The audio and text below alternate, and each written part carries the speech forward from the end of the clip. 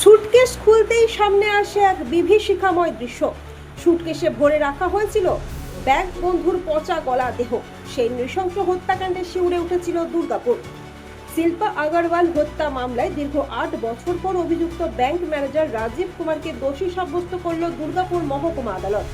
2018 সালের 15 ফেব্রুয়ারি সকালে দুর্গাপুরের বেনাচিতির রূপালী অ্যাপার্টমেন্টে একটি ফোন পায় পুলিশ। খবর দেওয়া হয় লিফটের সামনে একটি পরিত্যক্ত সুটকেস পড়ে রয়েছে। ঘটনাস্থলে পৌঁছে পুলিশ সুটকেসটি খুলতেই উদ্ধার হয় এক তরুণীর পচা গলা দেহ।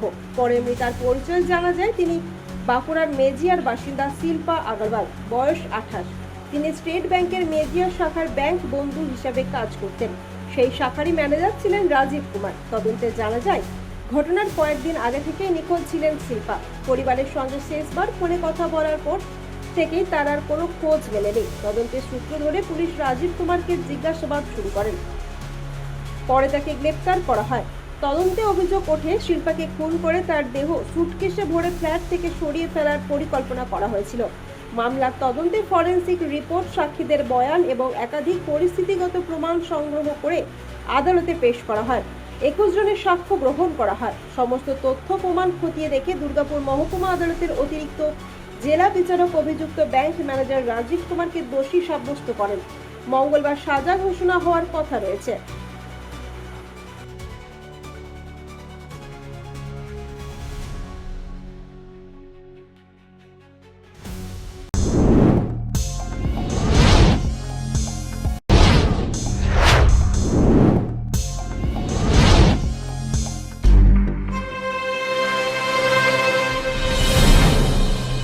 জেলার সমস্যা হোক বা খুশির খবর, শহরের হাহাকার থেকে আপনার ব্যথা, জেলার গর্ব হোক কিংবা জেলার মেধা, গ্রামের অজানা গলি থেকে শহরের ব্যস্ত এলাকা, সব জায়গার খবরের ওপর রয়েছে নিউজ আই 24 ডিজিটালের নজর।